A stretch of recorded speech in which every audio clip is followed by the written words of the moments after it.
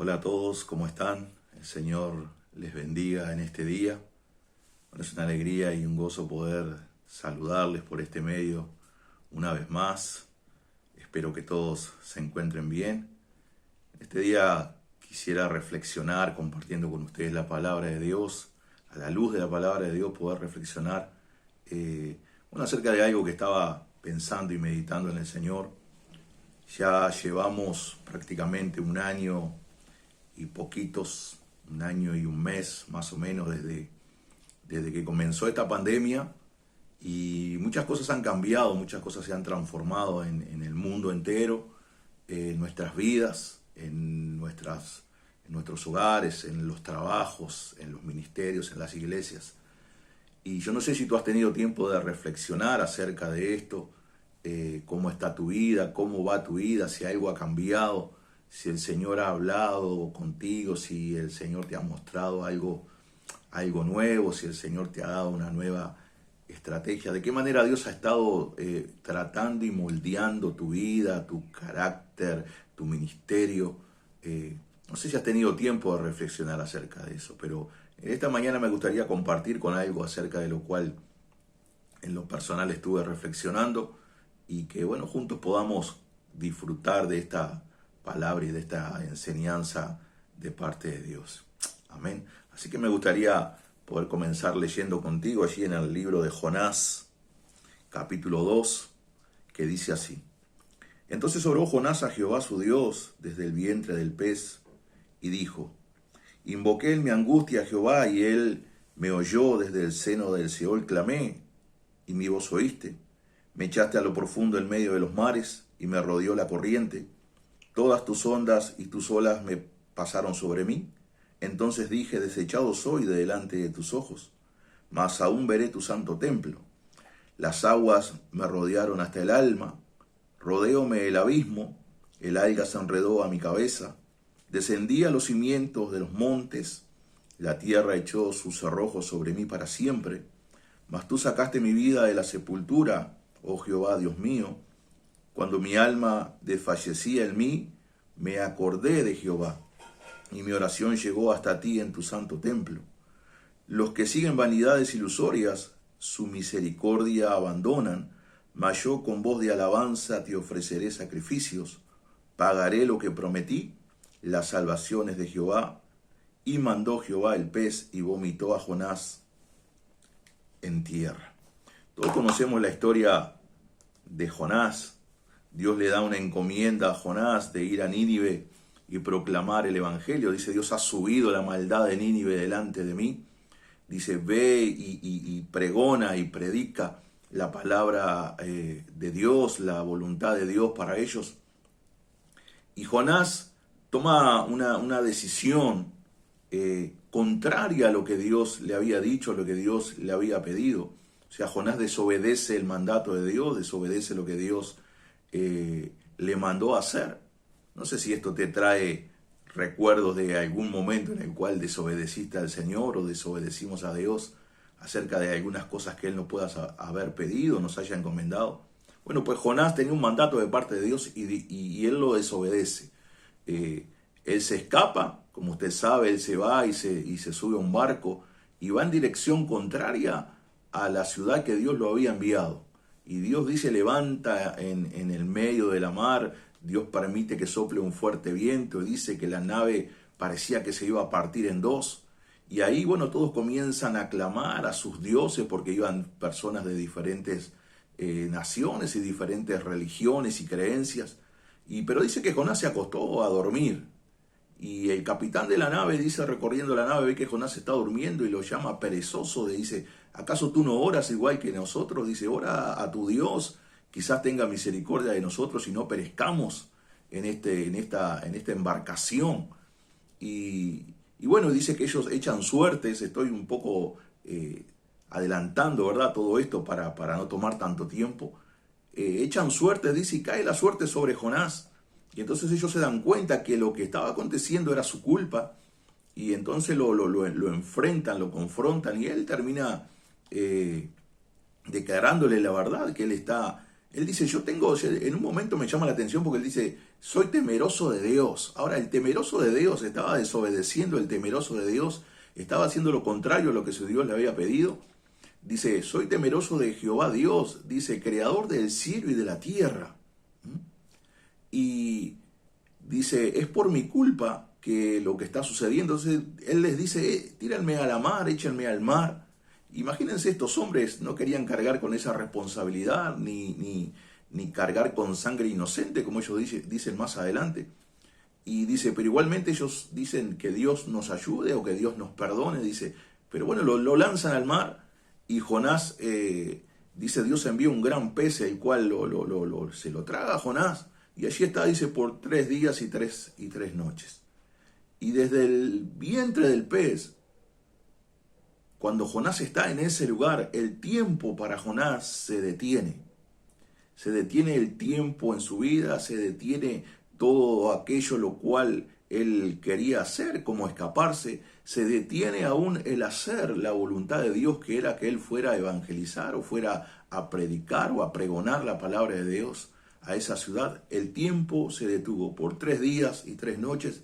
El tiempo se detuvo en la vida de Jonás. Y Jonás desde el vientre del pez hace esta oración a Dios, hace esta oración al Señor.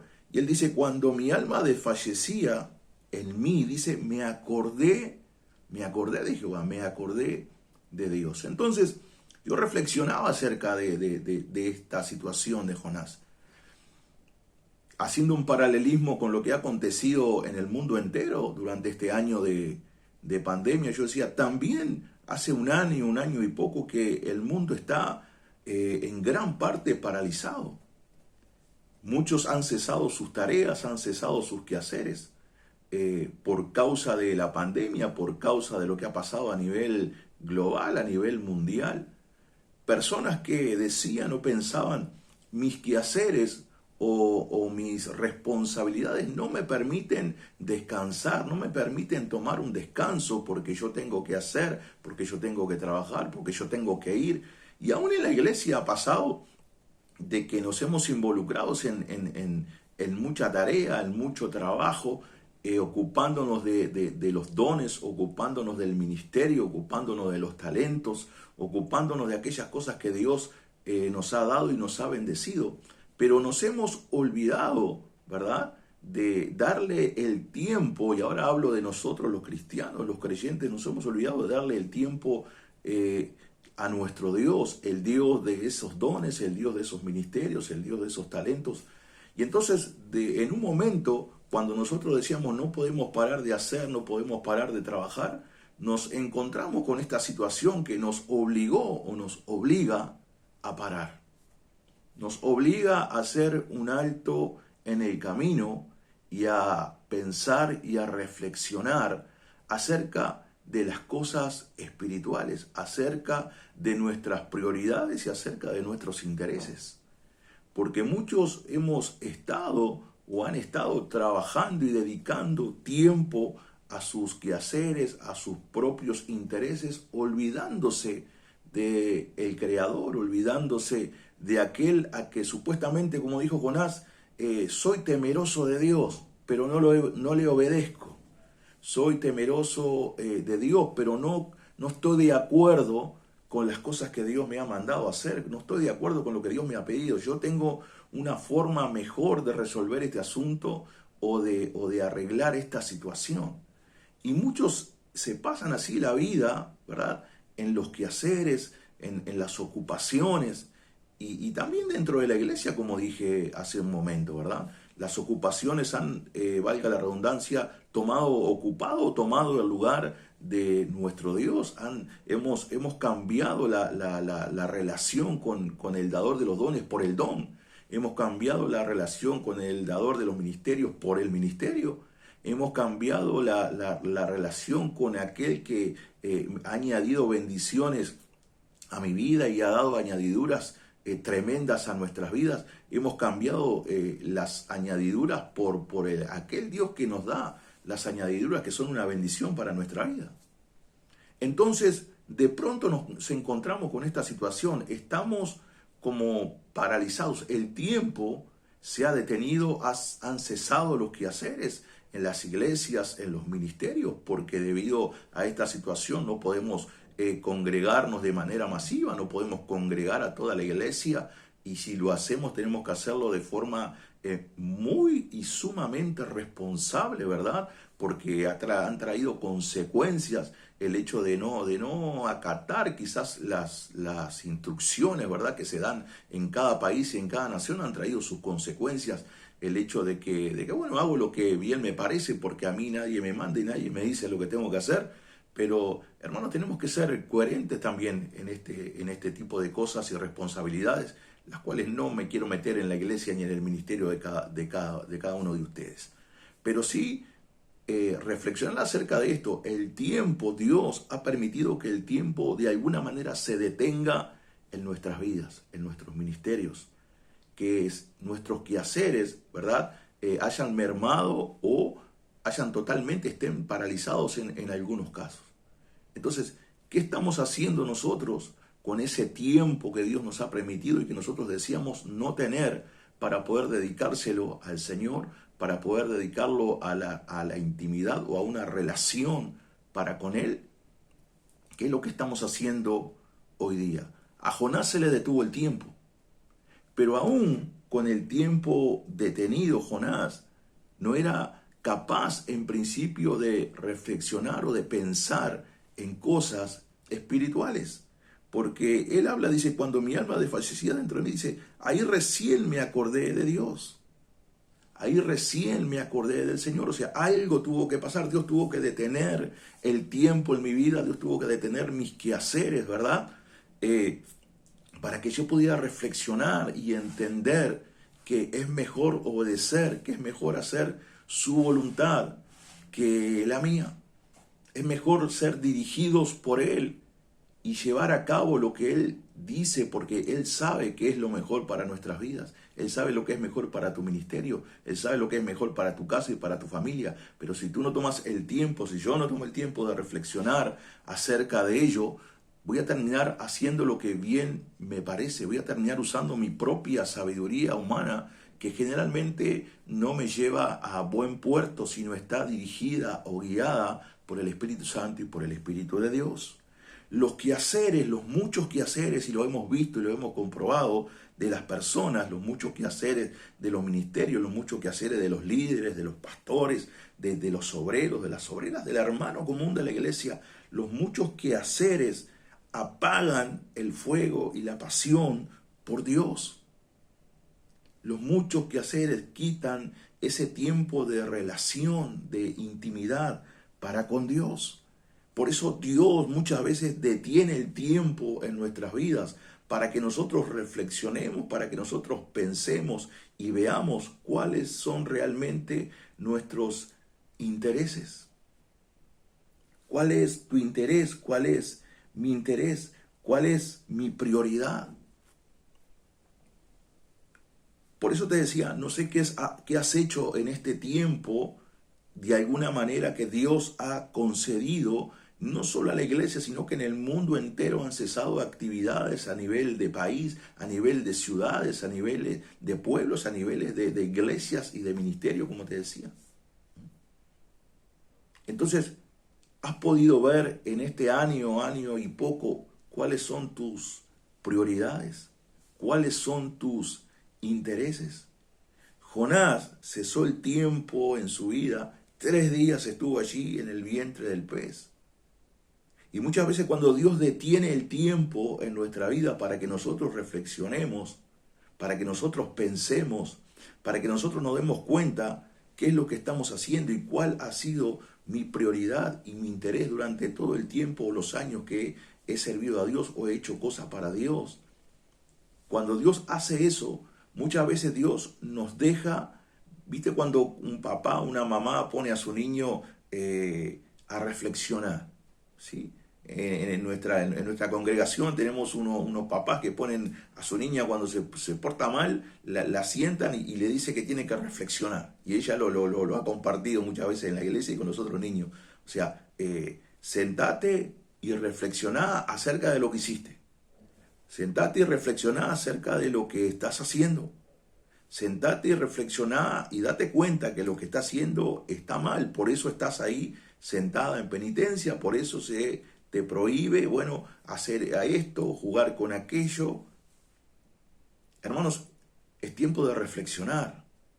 Hermanas, amigos, ministros de Dios, es tiempo de reflexionar cuáles han sido mis intereses, mis prioridades durante todos estos años. Dios ha permitido que acontezca todo esto que está aconteciendo a las naciones, en el mundo entero. Y para la iglesia también esto le toca, esto también le afecta.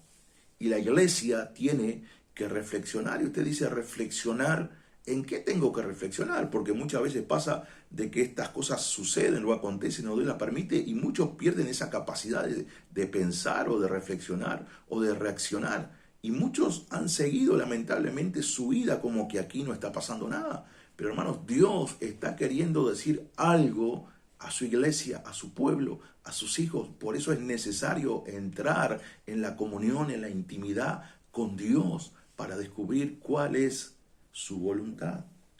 Quizás puedes decir amén ahí en casa, donde me estés viendo. Bendito sea Dios, bendito sea el Señor. Te quiero compartir otro pasaje de la palabra de Dios que dice así. Y usted dice, ¿en qué reflexiono? ¿En qué tengo que pensar? Bueno, te voy a dar aquí un tips de la palabra de Dios. ¿En qué puedes ocupar este tiempo que Dios ha permitido de quietud, de que ha amainado, los quehaceres han amainado, ¿verdad? Y dice el apóstol allí a los hebreos, dice, por tanto, es necesario que con más diligencia atendamos a las cosas que hemos oído, no sea que nos deslicemos. Porque si la palabra dicha por medio de los ángeles fue firme y toda transgresión y desobediencia recibió su justa retribución, ¿cómo escaparemos nosotros si descuidamos una salvación tan grande, la cual, habiendo sido anunciada primeramente por el Señor, nos fue confirmada por los que oyeron? Testificando Dios juntamente con ellos con señales y prodigios y diversos milagros y repartimientos del Espíritu Santo según su voluntad. ¿En qué voy a reflexionar? Bueno, por tanto, dice, es necesario que con más diligencia, con más dedicación, con más responsabilidad, dice, atendamos a las cosas espirituales, a las cosas que hemos oído de Dios, a las cosas que hemos, las enseñanzas que hemos recibido a través del hombre de Dios, de la mujer de Dios, del líder, de los pastores, esas enseñanzas que el Señor les ha dado para nosotros. Dice, es necesario que atendamos a esta salvación tan grande que hemos recibido. Es necesario que atendamos a ese gran mandamiento que el Señor nos ha dado de hacer discípulos a las naciones, de bautizarlos en el nombre de Jesús. Tenemos mucho en qué reflexionar, en qué pensar. Tenemos mucho en lo cual ocuparnos de ahora, el más de ahora en adelante, que quizás antes no lo pudimos hacer por causa de los muchos quehaceres, ya sean particulares, individuales, o ya sean a nivel iglesia o a nivel ministerial. Nos enfocamos en muchas cosas, las cuales Dios nunca nos mandó que nos enfocáramos. Y también me habla a mí, y también Dios me habla a mí. Nos enfocamos en cosas las cuales Dios no nos pidió que nos enfocáramos, y muchas veces nos desesperamos y comemos ansias por hacer y hacer.